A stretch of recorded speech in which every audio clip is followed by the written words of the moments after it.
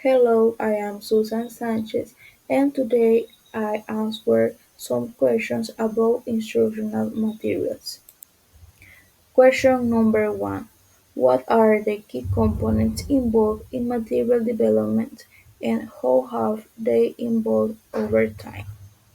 When we talk about material development, there are some key steps involved. First, teachers need to understand the student needs, their level of English, and their goals.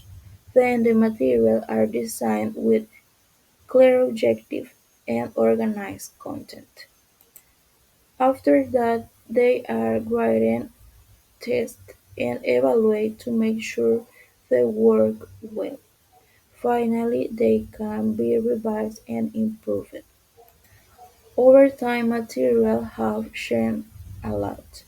In the past they focused on grammar, writing, and repetition.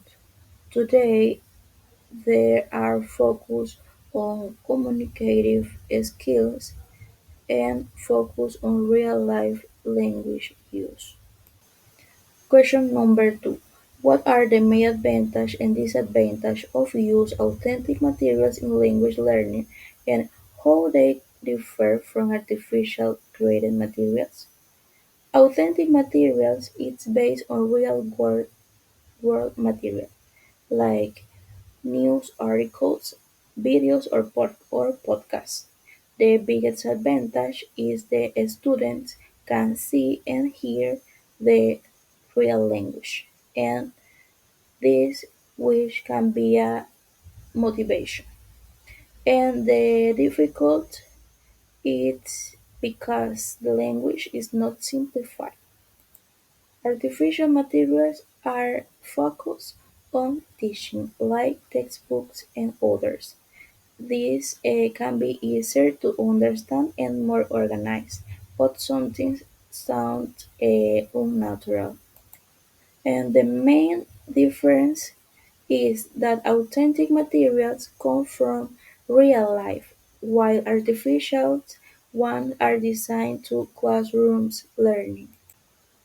Question number three: how does the advent of the communicative approach in 1970 impact materials development, particularly in relation to language learning?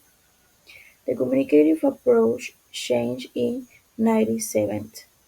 Before that lessons focused on grammar rules and repetitions, and after this approach, the communications become the main goal or the most important skills.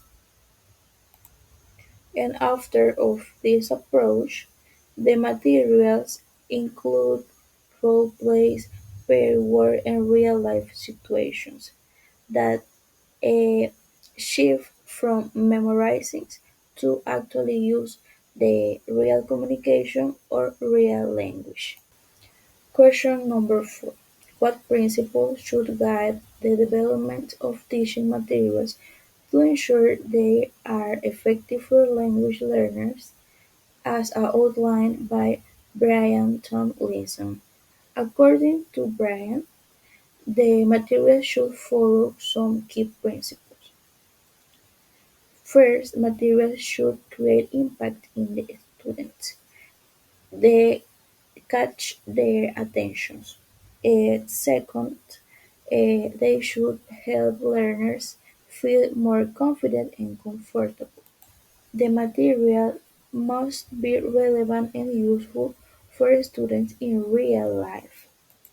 In short, a good material should be motivate learners and help them to use English in real situations.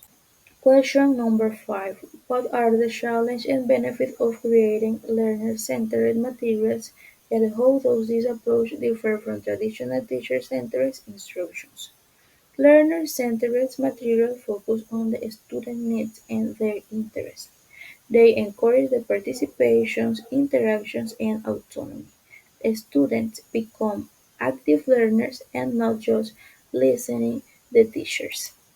Some benefits can be higher motivations and better communication skills, but these techniques require more preparations, and this can be a challenge for larger classes. Unlike traditional teacher-centered instruction, this approach gives students a more active role in their learning.